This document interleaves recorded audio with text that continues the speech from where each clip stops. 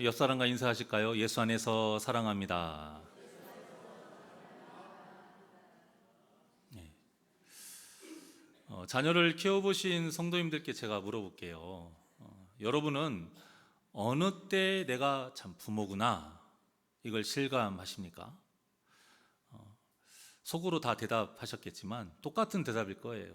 일단 아이가 태어났을 때, 그렇죠? 아이가 태어나면 누구나 다 내가 이제 부모구나 이걸 실감을 합니다. 그리고 나서 또 언제 실감을 하냐면 아이들이 이제 첫 말로 아빠, 엄마 이렇게 딱 말을 할 때예요. 자신을 그렇게 부를 때 내가 정말 부모구나 이걸 실감을 해요. 그런데요, 이 아빠라는 말과 엄마라는 이 호칭은요, 부모만이 누릴 수 있는 특권입니다. 아무한테나 이런 말을 할 수 있는 게 아니잖아요. 오직 부모한테만 아이들이 하는 거거든요. 우리가 흔히 우스갯소리로 아들 하나, 딸 하나면 금메달, 그렇죠? 딸 둘이면 은메달, 아들 둘이면 뭐라고 해요? 동메달? 다 잘하시네요. 목메달이라고 합니다. 목메달. 정말 놀랍게도요, 제가 그 목메달입니다. 그런데 저는 물론 목메달이라고 생각은 하진 않아요. 그렇게 생각은 하진 않는데 이제 아이들이 사춘기가 되니까 이래서 목메달이라고 하나? 라는 생각이 가끔 들 때가 있어요. 이게 어느 때냐면 딸 가진 분들의 이야기를 들어보면 딸들은 사춘기여도 그렇게 와서 조잘조잘조잘 이렇게 말을 잘한대요. 그런데 아들은요, 사춘기가 되면 누구나 할 것 없이 다 과묵해져요. 그리고 말을 해도 참 정없이 툭툭 합니다. 저도 거기에서 자유롭지는 못합니다만 아들이 그래요. 그러다 보니까 제가 제 부모님에게 한 것은 생각 못하고 제 아들들이 저한테 이제 그렇게 하는 건 서운하더라고요. 그래서 한 아이도 아니고 두 아들이 이제 그러니까 이런 의미에서 목메달이라고 하지 않나? 라는 생각이 어쩌다 한 번씩 듭니다. 항상 그러지는 않아요. 그래도 제 아들들은 그나마 좀 남자애들 치고는 좀 말을 잘 하는 편이에요.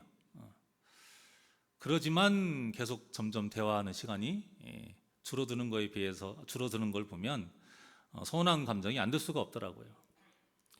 제가 무슨 말씀을 드리려고 제가 이렇게 말씀을 드리냐면 부모로서 자녀와 대하고 싶은 그 마음, 어느 부모나 다 마찬가지잖아요. 그런데 하나님도 똑같다라는 거예요. 하나님도.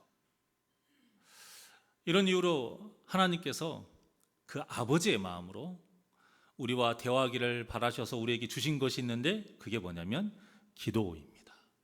그게 기도예요. 그래서 성경에 이 기도에 대한 말씀이 그렇게 많은 겁니다. 문제는 하나님은 기도를 통해서 우리와 이제 친밀한 어떤 대화를 원하시고 계시는 건데 정작 우리는 기도할 때 항상 주세요, 필요해요, 이런 내 입속만 챙기는 달라는 기도만 하니까 하나님의 마음이 얼마나 아프실까 이거죠. 그래서 예수님께서 산상수훈을 통해서 올바른 기도가 무엇인지 여러 번 가르쳐 주십니다. 그런데 이런 가르침에도 불구하고 아직도 이방인의 기도를 하는 성도가 많이 있다는 거예요. 본문을 참 많이 오해하는 경우가 있는데요, 이 본문의 내용만 딱 보게 되면 분명히 예수님이 이방인의 기도라고 하지 말라고 했는데 그 하지 않아야 할 이방인의 기도처럼 느껴져요.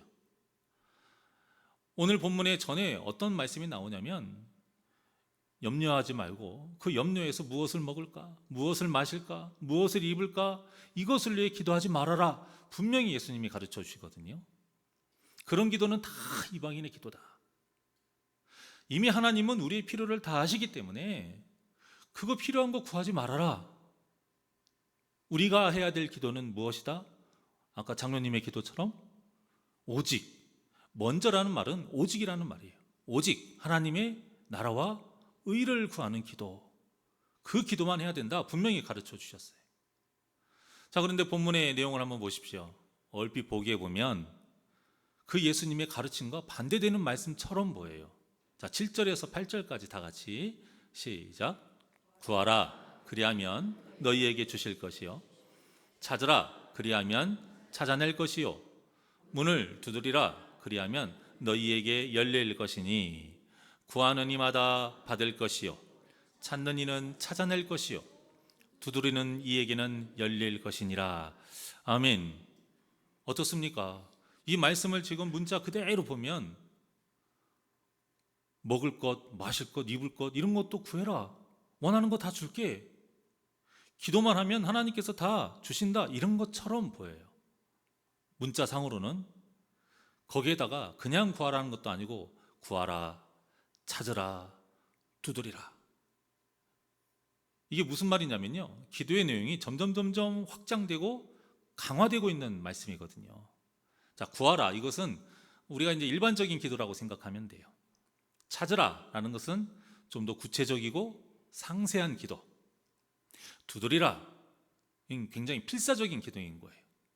그러니까 절대적으로 이것만은 해답이다 믿고 전심으로 부르짖는 그런 기도를 두드리라 라고 할 수 있는 거예요. 자, 그러니까 먹을 것과 마실 것과 입을 것을 위해서 구하지 말라고 하셨던 이 예수님의 가르침과 반대인 것처럼 보여요. 그래서 실제 이런 식으로 끈질기게 기도하면 하나님께서 들어주신다, 믿고 구하라, 이런 식으로 많이 이해하는 성도님들이 참 많이 계신데요. 하지만 우리가 조금만 생각해 보면 예수님은 말씀이시고 진리이시잖아요. 이 말씀이시고 진리이신 예수님께서 어떻게 바로 그 앞에 했던 말씀과 다른 반대되는 말씀을 하실 수가 있겠어요? 그러실 수는 없는 거예요. 자, 그렇기 때문에 비록 이 말씀이 좀 그런 느낌이 든다 할지라도 간단하게 생각해서 앞에서 기도에 대해서 가르치신 말씀과 오늘 본문의 말씀은 서로 반대되는 말씀이 아니다 라는 결론이 무조건 나와야 되는 거예요. 그렇다면 예수님은 이 본문을 통해서 무엇을 가르치고 싶으셨던 걸까? 이게 중요하죠. 자, 답은 기도에 대해서 이렇게 기도하라 이걸 가르치시는 것이 아니라요, 하나님과 우리와의 관계에 대해서 지금 말씀하고 있는 거예요.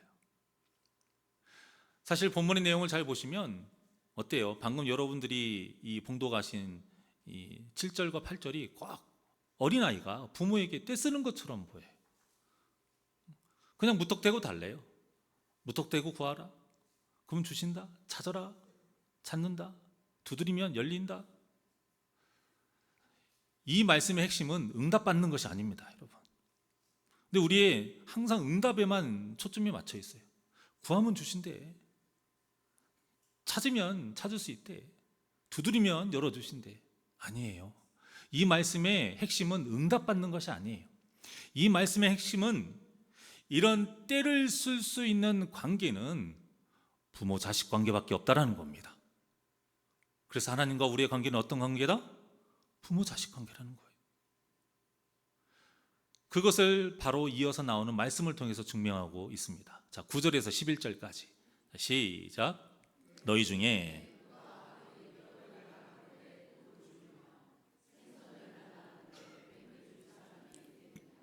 너희가 악한 자라도 좋은 것으로 자식에게 줄 줄 알거든. 하물며 하늘에 계신 너희 아버지께서 구하는 자에게 좋은 것으로 주시지 않겠느냐. 아멘. 자, 여러분 7절에서 8절의 말씀이 기도하는 방법을 가르쳐 주셨다면 9절에서 11절도 그 기도하는 방법에 대한 구체적인 내용이나 이런 것을 말씀하셔야 되는데, 방금 여러분들이 봉독하신 9절에서 11절의 내용은 어떤 내용입니까? 구하는 것은 반드시 주신다? 이런 거 아니에요. 자, 11절에 보면은요, 뭐라고 말씀하고 있어요? 좋은 것으로 주신다. 구하는 것을 주시는 게 아니고 어떤 걸 주신다고요? 좋은 것을 주신다. 그러니까 우리가 막 말도 안 되는 때를 써도 하나님은 그 때 쓰는 걸 주시는 게 아니고 뭐예요? 우리에게 좋은 것을 주신다라는 거예요. 그런데 이게 상식적으로 말이 안 되는 말씀이잖아요. 자, 우리가 얼토당토하는 것을 구했으면 어떻게 해야 돼요? 따끔하게 혼내야죠. 그런데 그러지 않으시고 좋은 거로 주신대요. 그 이유가 뭔가 봤더니 방금 봉독하신 것처럼 하나님이 우리의 누가 되신다고요? 아버지가 되시기 때문이라는 거예요. 그러면서 예를 들었잖아요. 구절 한번 보세요. 어떤 아버지가 아들이 떡을 달라고 하는데 돌을 줄 아버지가 어디 있느냐 이거예요. 또 10절에 보면 아들이 생선을 달라고 했는데 뱀을 줄 아버지가 이 세상에 어디 있느냐 그거예요. 그러면서 11절에 보면 아무리 약한 자라도, 죄송한 말씀입니다, 아무리 나쁜 놈이라도, 아무리 범법자라도, 연쇄살인범이라도 자식에게는 뭘 줘요? 좋은 것을 준단 말이에요. 그게 부모라는 거예요. 이것이 당연한 건데 하물며 선하시고 전능하신 하나님께서 우리가 아무리 말도 안 되는 것을 구해도 당신의 자녀인 우리에게 좋은 것을 주시는 것이 당연한 것 아니겠느냐, 이 말씀인 겁니다. 그러니까 오늘 본문의 말씀은 이런 식으로 기도해라, 기도의 방법에 대한 내용이에요? 아니에요, 여러분. 우리는 하나님께 이런 식의 기도라도 할 수 있는 하나님의 자녀라는 것이고, 하나님은 우리의 아버지 되신다라는 거예요. 그러니까 하나님의 자녀인 우리가 중요하게 해야 될 일이 뭐하다? 기도라는 거예요, 여러분. 기도. 그래서 오늘의 본문의 말씀은 하나님과 우리와의 관계와 기도가 그래서 얼마나 중요한지 이걸 가르쳐주고 있는 말씀이에요. 그래서 결론은 기도하라 이거예요. 이런 뜻에서 사도 바울이 쉬지 말고 기도하라, 똑같은 뜻으로 말씀하고 있는 거예요. 자, 이 말씀을 우리가 그저 하루 24시간 동안 계속 기도하라 이런 뜻이 아닙니다, 여러분. 그런 뜻이 어떻게 우리가 알게 되냐면 매일매일 그렇게 되면 교회 와서 정해진 시간에 나와서 작정 기도하라 이런 것도 아니에요. 진짜 본 뜻은 뭐냐면 하나님이 우리의 아버지 되심을 한순간도 잊지 말라라는 거예요, 여러분. 아직도 기도를 구하는 것으로 여러분 생각하고 계시면 안 돼요. 기도는 하나님이 우리의 아버지 되시기 때문에 자녀인 우리가 당연하게 해야 되는 대화인 겁니다. 그래서 이런 의미에서 기도하기 때문에 쉬지 말고 기도할 수 있는 거예요. 우리가 생각하는 기도를 어떻게 쉬지 않고 기도할 수가 있습니까? 그럼 밥도 못 먹어요. 일도 못 하고요. 다 교회 나와서 기도해야 돼요. 그런 기도의 뜻이 아닙니다. 그러니까 오늘 본문과 연결해서 사도 바울의 그 말을 보게 되면 항상 우리 아버지 되신 하나님을 의식하면서 그분이 원하시는 뜻대로 살아야 된다, 이 뜻입니다. 단지 기도하라 그것이 아니라요. 예수님의 기도가 바로 이런 기도였잖아요. 우리 예수님은 자신이 원하는 무엇인가를 얻기 위해서 기도하신 적이 단 한 번도 없습니다. 겟세마네 기도에서 혹시 하나님 가능하시다면 할만하시거든 이 고난의 잔을 옮겨주실 수 있으실까요? 라고 물어보셨지만 바로 이어서 뭐라고 말씀하셨어요? 아버지의 원대로 하옵소서. 예수님은 단 한 번도 자기가 원하는 것을 구하신 적이 한 번도 없어요. 사실 예수님이야말로 기도가 필요 없으신 분 아닙니까? 예수님이 곧 하나님이시잖아요. 그런데도 예수님은 항상 기도를 쉬지 않으셨어요. 당신의 사역을 시작하시기 전에 항상 기도하셨고요. 그 사명이 끝나고 나면은 사람들의 눈이 달라져요. 귀신을 떠나가게 하고, 그 다음에 병든 도저히 고칠 수 없는 병을 치료하시고, 오병이의 기적과 같이 말도 안 되는 그 기적을 항상 이루시고 나면 사람들이 뭐라고 어떻게 되냐면 예수님을 바라보는 눈이 완전 달라져요. 칭송하고 환호해요. 그런데 예수님은 그 소리에 취하지 않으셨어요. 다 돌려보내시고 혼자 조용히 뭐 하셨습니까? 기도하셨어요. 십자가를 지고 보혈을 흘리시며 우리의 죄를 대속하시는 그 사역을 행할 때에도 기도로 준비하셨고, 또 죽으시는 순간까지도 기도하셨던 분이 우리 예수님이세요. 달라는 기도 한 번도 하신 적이 없어요. 그런데 왜 그렇게 기도하셨느냐? 그 이유는 예수님이 하나님의 아들이시기 때문이에요. 하나님이 예수님의 아버지 되시기 때문인 거예요. 그래서 너무나도 자연스럽고 당연하게 기도한 겁니다. 여러분, 기도는 자연스럽고 당연하게 기도하는 거예요. 자녀가 부모에게 말을 할 때 누가 어렵고 작정하고 힘들게 그렇게 말하는 자녀 있습니까? 없습니다. 진짜 뭐 어려운 거 부탁할 때나 그렇게 하죠. 그러니까 우리가 기도가 어렵고 버겁고 힘든 이유는 하나님께 맨 부탁만 하려고 하기 때문에 그런 거예요. 대화를 하려고 안 하니까 그런 거예요. 하나님과 대화를 하려고 해보십시오. 기도는 어려운 것이 아닙니다. 버거운 것이 아니에요. 마음 먹고 작정해서 뭔가 대단하게 결단해서 해야 되는 게 아니란 거예요. 우리가 부모님과의 어떤 관계를 증명할 때 주민센터 요즘 하도 이름이 바뀌니까요. 거기에서 가족관계 증명서를 떼야만 증명하는 것이 아니잖아요. 그냥 우리가 부모님에게 어머니, 아버지 이렇게 부르면 끝입니다. 그거로 증명이 되는 거예요. 예수님은 이런 의미로 항상 하나님이 아버지 되심을 보이신 거예요. 기도하시면서. 그리고 그분의 뜻에서 벗어나지 않으려고 또 항상 기도하신 거예요. 왜? 대화를 하니까 하나님의 그 뜻을 더 마음에 새기게 되잖아요. 그러니까 말로만 아버지라고 부른 것이 아니라 아들로서 아버지가 원하시는 그 뜻대로 행하면서 자신이 하나님의 아들 되심을 증명하고 살으셨던 분이 예수님이신 거고, 우리가 그 예수님의 뜻 따라 그렇게 살아야 된다는 거예요. 그렇게 살려면 반드시 무엇을 해야 된다? 기도하라는 것입니다. 그리고 하나님은 우리도 이렇게 예수님처럼 너희도 내 아들이다, 너희도 내 딸이다, 그러니 너희도 내가 아버지인 것을 인정하면서 살아가면 나는 그게 기쁘다라는 거예요. 다른 걸로 기뻐하시는 게 아니에요. 이런 기쁨을 자녀를 키우신 분은 다 이해하실 거예요. 아이가 서투른 그 발음으로 아빠, 엄마, 그 처음 들었을 때 감격 다 하실 겁니다. 천재인 줄 알았어요, 저는. 그 어린 나이에 아빠, 엄마라고 하는데 알고 보니까 모든 집안이 다 천재던데요. 그 기쁨은요, 돈으로 살 수 없어요. 그 첫 마디 떴을 때 아빠, 엄마.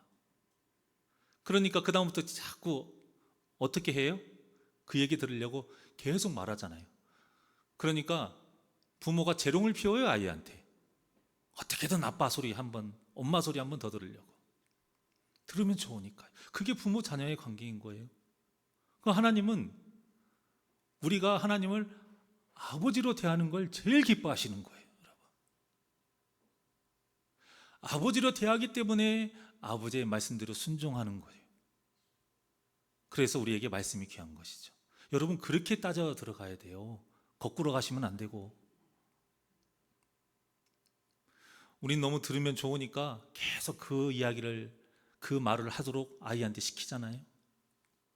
그리고 그 소리를 들을 때마다 우리는 자연스럽게 어떤 마음이 생겨요? 그래, 내가 네 아빠야. 그래, 내가 네 엄마지. 그리고 너는 내가 배 아파서 낳은 사랑하는 내 아들이야. 사랑하는 내 딸이야. 이런 마음이 굳이 생각을 하지 않아도 드는 거예요. 그때뿐인가요? 나이가 들어도 자녀들이 나를 아버지, 어머니라고 부르면, 그렇게 부르면서 이런저런 이야기를 하잖아요. 그거 자체가 얼마나 기쁜지 몰라요. 별 얘기 아니어도. 그래서 어르신들이 항상 하시는 말씀이 똑같잖아요. 효도가 다른 것이 아닙니다. 자주 뭐 하라고요? 전화하는 것이 효도다. 다른 의미가 아니에요. 부모 자녀이기 때문에 그런 대화가 별거 아니지만 그게 행복인 거예요. 또 부모에게는 그게 기쁨인 거예요. 그러니까 이 말씀을 저도 좀 느끼는 것이, 제 두 아들이 가끔 어느 날 성령의 은혜를 받았는가, 물어보지도 않았는데 와가지고 주저리 이렇게 뭐 이런저런 말을 할 때가 있어요. 그러면 참 그게 이뻐요. 별 얘기 아니에요. 별 얘기 아닌데 참 좋아요. 왜? 내가 아버지니까. 쟤는 내 아들이니까. 그러다가 그 얘기를 듣다가 아버지로서 제가 조언한다고 한마디를 뚝 했는데 아들이 그 말을 잊지 않고 그대로 지켜보십시오. 그대로 행한다고 생각을 해보세요. 어떨 것 같습니까?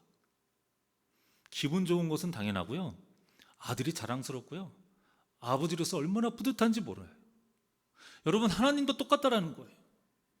기도할 때에 하나님의 음성을 듣고 기도할 때에 성령님께서 내 안에서 하나님의 말씀을 생각나게 하시는 거예요. 그리고 기도가 끝나고 그래 내가 하나님 말씀대로 살아야지. 살아보십시오. 그것처럼 하나님이 기뻐하시는 것이 없다라는 거예요.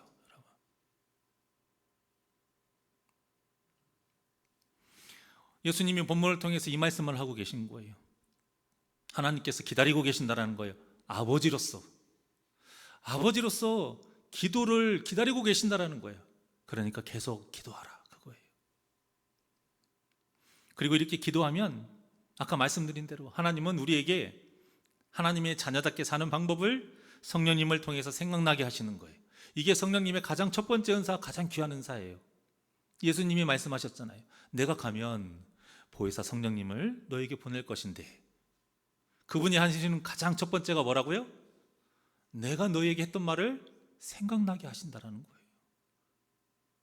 그래서 성령 충만한 사람은 누구냐? 하나님의 말씀이 생각나고 그 말씀대로 순종하는 사람이 성령 충만한 사람인 거예요.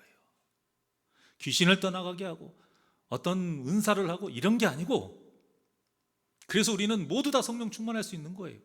그 특별한 은사가 성령 충만한 게 아니에요. 그럼 우리는 성령 충만할 수가 없는 거예요. 그래서 하나님이 바라시는 게 뭐냐? 그 말씀대로 살기를 바라시는 거예요. 그런데 그 말씀대로 살기를 바라시는 첫 번째가 무엇이다? 기도라는 겁니다. 그리고 하나님은 우리가 이렇게 기도하면서 그 말씀에 순종하며 하나님의 자녀답게 살아갈 때에 하나님은 우리의 아버지 되심으로 그 영광을 받으신다라는 거예요. 참 여러분, 신앙적인 말 중에 알기는 알겠고 이해는 가는데 뭔가 구체적으로 막 이렇다 설명하기 어려운 말들이 좀 있어요. 그 중에 하나가 뭐냐면 영광 받으신다라는 거예요. 영광을 또 돌린다라는 거예요. 어떻게 설명하실 거고 그게 무엇인지 구체적으로 이야기하기가 참 쉽지 않아요. 자, 근데 그 중에서 하나님이 영광 받으시는 것 중에서 확실한 것이 있는데 그게 뭐냐? 기도예요, 기도. 우리가 기도를 하는 것 자체가 하나님이 영광 받으시는 거예요. 왜냐? 내가 기도한다는 건 하나님의 자녀이기 때문에 할 수 있는 특권이에요. 그리고 내가 기도한다는 건 하나님이 우리의 아버지 되신다라는 증거예요. 이미 기도 자체가 아버지, 이거하고 똑같은 거예요. 그래서 기도는 우리가 하나님을 아버지로 대하는 최고의 태도입니다. 자, 따라해 볼까요? 기도는 우리가 하나님을 아버지로 대하는 최고의 태도이다. 믿으십니까? 믿으시길 바랍니다. 또 기도는요, 하나님이 우리에게 어떤 아버지이신가를 배우는 또 시간이에요. 왜 그럴까요? 아까 말씀드렸잖아요. 성령님이 말씀을 생각나게 하시거든요. 그러면서 하나님이 어떤 분이신지 알게 해요. 아, 하나님이 이런 마음이시지. 아, 하나님은 이걸 원하시는구나. 그러니 기도의 시간이 얼마나 귀하고 중요한 시간입니까? 그래서 기도하지 않으면 하나님을 알 수 없는 거예요. 왜냐? 만날 수가 없으니까요. 근데 저의 이 말에 이렇게 반문할 수도 있어요. 아니요, 성경 말씀을 보면 하나님 알 수 있는데요. 자, 성경 말씀을 보면 지식적으로는 알 수 있습니다만 하나님을 인격적으로 만나려면 반드시 무엇을 해야 된다? 말씀과 함께 기도를 해야 되는 거예요. 그러니까 그 대단한 학자들도 하나님 한번 알아보려고 성경을 백독을 해도 믿음이 안 생긴다고 하지 않습니까? 왜 그럴까요? 그 사람은 기도하지 않기 때문이에요. 하나님을 아버지로 인정하지 않기 때문인 거예요. 그러니 믿음이 안 생길 수밖에 없는 거죠. 특히 오늘 본문 11절에 보시면 예수님께서 하나님이라고 하지 않고 뭐라고 했습니까? 하늘에 계신 너희 아버지, 이렇게 지금 분명하게 말씀하고 계셔요. 여러분, 이 하늘에 계신 너희 아버지라는 말은 우리에게는 뭐 당연한 말 같지만 예수님 시대 때는 이게 엄청난 말씀인 거예요. 감히 신을 아버지라고 불러? 있을 수가 없는 겁니다, 여러분. 신성모독이에요. 물론 구약에서도 보면은 하나님을 아버지라고 고백하는 시편이 또 몇몇의 말씀이 좀 있긴 해요. 정말 조금 있어요. 근데 그것도 아버지의 뜻을 이어받아야 되는 어떤 아들, 이런 본분, 하나님의 뜻을 이어받아야 한다는 어떤 본분의 개념인 것이지, 오늘 예수님의 말씀과 같이 아버지와 아들의 어떤 친밀한 관계를 의미한 그런 이야기한 것이 아니에요. 그런데 예수님이 자신이 하나님의 아들이시래요. 그리고 사람들에게 말씀을 가르칠 때 꼭 오늘 본문의 말씀과 같이 하나님을 믿는 자들의 아버지라고 항상 말씀을 하면서 가르치세요. 그러니까 이스라엘 사회에서 엄청난 충격이었던 거예요, 이거는. 그래서 이제 이것을 빌미로 꼬투리를 잡고요, 예수님을 신성모독으로 고발해서 십자가 처형을 시킨 거예요. 그러니까 예수님이 십자가에서 죽으신 표면적인 첫 번째 이유가 뭐냐면 신성모독인 거예요. 신성모독. 그래서 신성모독이기 때문에 종교적인 재판 로마에서 하지 않고 이스라엘 사람들이 공회에서 그들을 죽일 수 있는 권한이 있는 겁니다. 다른 걸로는 그들이 권한이 없어요. 이처럼 이들에게 하나님은, 당시 이스라엘은 너무 먼 존재였어요, 하나님이. 여러분, 대통령하고 우리는 국민이잖아요. 가까워요? 저는 멀어요. TV로만 봤지 얼굴 한번 본 적도 없어요. 전 멀어요. 누가 대통령이 됐든 제가 찍었든 안 찍었든 상관없이 다 멀어요, 존재가. 살면서 그 대통령 얼굴 볼 수 있는 사람이 몇이나 될 것 같습니까? 그러니까 여러분, 이 호칭이라는 것이 아무것도 아닌 게 아니에요. 호칭은 정말 중요한 거예요. 아무한테나 친구야 할 수 있습니까? 할 수 없어요. 진짜 친구한테는 하는 거예요. 아무한테나 여보 할 수 있어요? 이거 하면 큰일 나는 거죠. 아무한테나 아버지 할 수 있습니까? 없는 겁니다, 여러분. 서로 그에 맞는 관계가 형성이 될 때만이 할 수 있는 것이 호칭인 거예요. 그래서 우리 사랑하는 새날교회 성도님들은 정말 분명히 기억하셔야 됩니다. 우리가 하나님을 아버지라고 부를 수 있는 것은 정말 엄청난 특권이라는 것을 꼭 기억하시길 바랍니다. 그러니 이런 엄청난 특권을 누리지 않는다면 얼마나 어리석고 바보 같은 행동이에요. 이처럼 하나님의 자녀이면서 기도하지 않는 것처럼 바보 같은 신앙생활이 없어요. 자, 부모 자식 간에도요, 좀 대면대면한 그런 유독 심한 가정이 있어요. 흔히 남보다 못한 관계, 그런 가정이 있어요. 가장 큰 원인이 무엇이냐? 또 그 많은 원인 중에 근본적인 이유가 무엇이냐? 대화하지 않는 거래요. 대화하지 않는 거. 하나님과 우리와의 관계도 마찬가지예요. 우리도 하나님께 기도하지 않으면 하나님과 절대 친밀한 관계를 누릴 수 없어요. 마치 대통령과 국민과 같이, 옛날에 그 왕과 그 땅의 백성과 같이 그렇게 먼 관계가 되는 거예요, 여러분. 하나님이 너무 멀고요. 그러니까 하나님이 너무 어려워요. 그러니까 나중에는 어떤 마음이 드냐? 하나님이 진짜 계시기는 한가? 여러분, 이렇게 의심까지 드는 거예요. 여러분, 그거 아십니까? 성도 중에서 고아와 같이 신앙생활하는 성도들이 있어요. 어떤 성도일까요? 기도하지 않는 성도. 기도하지 않는 성도가 고아와 같이 신앙생활하는 성도예요. 엄연히 하나님이라는 아버지가 계세요.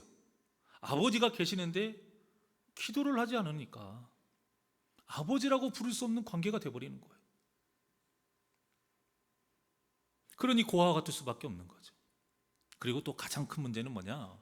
하나님과 대화를 하지 않으니까 하나님의 말씀이 생각이 안 나요. 그러니까 하나님의 말씀대로 온전히 따르지를 못하는 거예요. 기도는요, 내가 원하는 것을 얻는 수단이 아니에요. 기도는요, 나의 아버지 되신 하나님의 뜻을 더 깊이 알고 그분의 뜻대로 살아가고자, 그분의 뜻대로 사는 자녀답게 살고자 결단하는 시간이 기도인 거예요. 그래서 기도는 요청하는 어떤 결제하는 시간이 아니라 대화하는 시간이라고 하는 거예요. 여러분, 대화. 그래서 기도는 결국 하나님을 사랑하는 믿음의 행위인 것입니다. 하나님을 사랑하지 않고는 할 수 없는 게 기도예요. 예수님이 이방인의 기도라고 하시는 그 말씀이 뭐냐면 무엇을 먹을까, 무엇을 마실까, 무엇을 입을까. 그런데 그 전제가 뭐예요? 염려하면서. 그러니까 믿음이 없다라는 거예요, 여러분. 하나님을 사랑하지 않기 때문에 그런 기도를 한다라는 거예요. 예수님의 그 말씀은 그거예요. 그러니까 7절에서 오늘 본문의 11절까지의 말씀은 기도하면서 아버지 되신 하나님을 사랑하라, 이 말씀입니다. 정말로 하나님을 사랑하는 마음으로 기도해야 돼요. 그리고는 예수님이 12절과 같이 결론을 지으시는데요, 12절입니다.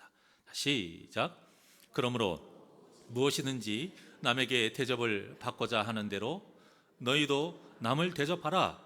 이것이 율법이요 선지자니라. 아멘. 자, 보십시오. 그러므로 라는 뜻이 뭐예요? 결론을 낼 때 사용하는 거예요. 그러면 앞의 내용이 기도하는 방법에 대해서 말씀을 하셨다면 이 그러므로라는 이 내용이 나올 수가 있습니까, 없습니까? 나올 수가 없는 거예요. 기도하는 방법하고 이 12절하고는 완전 상관이 없는 내용이에요. 전혀 상관이 없어요. 이 본문을 잘 보면 그러므로 결론을 냅니다. 무엇이든지, 이 무엇이든지라는 말은 살면서 항상이라는 뜻이에요. 남에게 대접을 받고자 하는 대로 너희도 남을 대접하라. 자, 이걸 간단하게 말하면 무슨 뜻입니까? 내 이웃을 사랑하라 라는 뜻이에요, 여러분. 이게 내 이웃을 사랑하라. 자, 그러니까 이어서 풀이하면 기도하면서 7절에서 11절까지 기도하면서 하나님을 사랑하는 자는 12절과 같이 그러므로 당연하게 결과가 나오는데 어떤 결과가 나오느냐? 이웃을 사랑하면서 살아야 한다라는 거예요. 이 풀이인 겁니다. 그리고 12절의 마지막을 지금 뭐라고 했습니까? 이것이, 이 모든 것이 7절부터 12절까지 예수님의 이 말씀의 모든 것이 무엇이다? 율법이요 선지자니라. 율법이요 선지자니라가 이게 무슨 뜻이라고 제가 몇 번 말씀드렸죠. 율법은 모세오경, 선지자는 선지서. 결국 이게 무슨 뜻이에요? 성경을 말하는 거예요. 성경. 이것이 곧 성경이다. 이것이 곧 성경의 강령이다. 이것이 곧 성경의 주제이다. 그러니까 성경에서 가장 중요한 메시지라는 거예요. 나중에 예수님이 이것을 같은 뜻으로 말씀을 하시는데요, 마태복음 22장 35절에서 40절까지입니다. 시작. 그 중에 한 율법사가 예수를 시험하여 묻되 선생님, 율법 중에서 어느 계명이 크니까? 예수께서 이르시되 내 마음을 다하고 목숨을 다하고 뜻을 다하여 주 너의 하나님을 사랑하라 하셨으니 이것이 크고 첫째 되는 계명이요 둘째도 그와 같으니 내 이웃을 내 자신같이 사랑하라 하셨으니 이 다음 문제가 좀 내용이 다릅니다. 자, 40절 시작. 이 두 계명이 온 율법과 선지자의 강령이니라. 아멘. 자, 보세요. 이 두 계명이 뭐라고 있습니까? 온 율법과 선지자의 강령이니라. 오늘 본문의 말씀 마지막하고 어때요? 똑같죠. 그러니까 이 율법과 선지자의 강령을 예수님께서 아버지와 자녀의 관계를 통해서 오늘 가르쳐주고 계신 거예요. 하나님이 아버지 되신 믿음의 자녀들이 어떻게 살아야 되느냐? 당연히 살아야 될 그 삶의 모습을 가르쳐 주신 거예요. 그 모습의 기본이 무엇이냐? 기도예요. 그러니까 이 얘기는 기도하지 않는 성도는 고와 같이 신앙생활을 하면서 하나님을 사랑할 수도 없고 또 뭐 할 수가 없어요? 이웃을 사랑할 수도 없는 거예요. 성경에서 가장 첫째 되는 계명, 둘째 되는 계명, 즉 강령, 이것을 다 지킬 수 없다라는 거예요. 그러니 무엇이 중요해요? 기도가 중요하다는 겁니다. 사랑하는 여러분, 쉬지 말고 기도하시기를 바랍니다. 무슨 뜻입니까? 항상 하나님을 누구로서? 아버지로서 의식하며 살라는 거예요. 그러니까 여러분, 걸어가면서 하나님 저 좀 도와주세요, 이것도 뭐예요? 기도인 거예요. 왜? 하나님을 지금 누구로 의식하니까요? 아버지로 의식하니까요. 하나님을 그저 하나님으로 의식하면 안 돼요. 여러분, 우리가 기도할 때 누구 이름으로 기도합니까? 예수님의 이름으로 기도하는 거예요. 예수님의 이름으로 기도한다는 뜻은 많은 뜻이 있는데 그 중에 하나가 뭐냐면 예수님의 가르친 대로 기도한다는 뜻도 있는 거예요. 그런데 오늘 예수님의 가르침이 뭐였어요? 기도할 때는 하나님을 누구로 보고 기도하라? 아버지로 보고, 아버지로 대하면서 기도하라는 거예요. 지금 다니엘 기도의 기간입니다. 작년에 비해서 참여도가 좀 적은 것 같아요. 바쁘시겠지만, 힘드시겠지만 여러분, 이 시간대 좀 더 구별되이 기도해서 모두 다 참여하시는 은혜의 시간 되시길 바랍니다. 이 성경에 기록된 믿음의 선진들하고 이 다니엘 기도에 나와서 간증하는 분들의 공통점이 무엇인지 아세요? 바로 하나님이 아버지 되셔서 아버지 하나님의 자녀답게 기도하며 거룩하게 살고 있다는 것이 공통점이에요. 그래서 기도하면 할수록 당연히 이들처럼 우리도 믿음이 좋아질 수밖에 없다는 거죠. 기도는 응답이 되느냐 안 되느냐 이 문제가 아닙니다. 기도하면 할수록 하나님을 아버지로서 더 사랑할 수밖에 없다는 것이 중요한 것이고요. 기도하면 할수록 그래서 염려와 근심이 사라지게 된다는 것이고요. 그러니 기도가 얼마나 좋은 일입니까? 그래서 저는 간절히 바랍니다. 우리 사랑하는 성도님들이 이방인들이 하는 그 헛된 기도를 하는 것이 아니라 아버지 되신 하나님의 자녀답게 거룩의 열매를 맺게 하는 그 믿음의 대화, 그 믿음의 기도를 하시기를 간절히 소망합니다. 그래서 여러분들이 기도하는 만큼 더욱 거룩하게 승리하는 삶을 통해서 우리 새날교회는 나고자 한 명도 없이 모두 이 구원의 여정을 완주하는 복된 역사가 있기를 주님의 이름으로 축원합니다. 하나님은 우리에게 누가 되신다고요? 아버지 되십니다. 우리는 하나님의 어떤 존재라고요? 자녀입니다. 그렇기에 우리에게 하나님과 아버지 사이에 당연히 해야 되는 대화, 무엇을 해야 된다고요? 기도를 해야 돼요. 이 기도를 통해서 율법과 선지자의 강령, 성경의 첫째 되는 계명, 둘째 되는 계명, 하나님을 사랑하고 이웃을 사랑하는 하나님의 자녀다운 삶을 사시는 복된 심령들 되시기를 주님의 이름으로 간절히 축원합니다. 원하고 바라고 기도합니다. 하나님께 찬양드리겠습니다.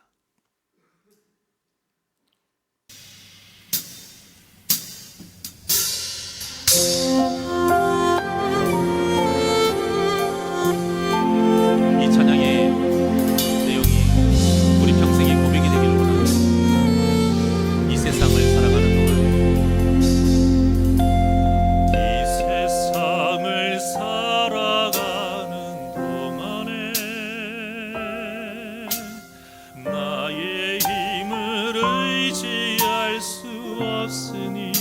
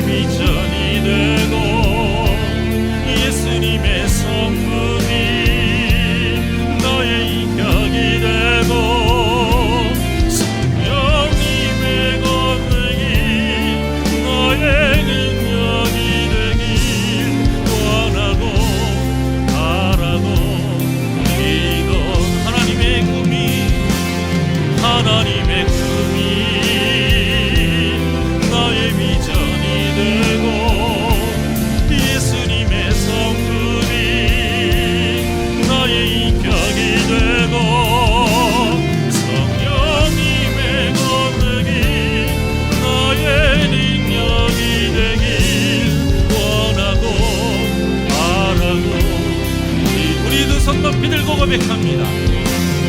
하나님의 꿈이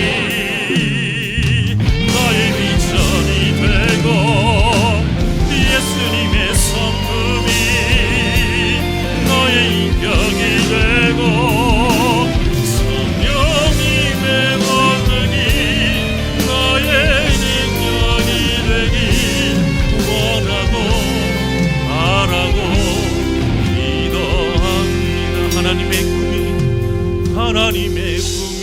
나의 비전이 되고 나의 비전이 돼 예수님의 성품 나의 인격이 되고 너의 인격이 되고 성령님의 권능이 너의 능력이 되길 원하고 바라고 기도합니다. 기도하시겠습니다. 사랑의 하나님을 우리의 아버지로 삼게 하여 주심에 감사를 드립니다. 우리가 무엇이 간데 어떻게 전능하신 그 하나님을 우리가 아버지라 부를 수 있는지, 예수 그리스도로 인해 하나님의 자녀가 되는 이 권세가 얼마나 귀하고 복된 권세인지 늘 기억하며 감사하며 살아가게 하여 주시옵소서. 하나님의 자녀로서의 가장 큰 권세는 다른 것이 아니라 기도입니다. 기도할 수 있다라는 것입니다. 자녀로서 아버지에게 언제나 마음 편하게 대화할 수 있는 이 기도가 하나님의 자녀로서의 가장 큰 권세인 것을 알고 이 권세를 온전히 누리는 복된 심령들 되게 하여 주시옵소서. 그러기 위해서 우리는 이방인의 기도를 하면 안 됩니다.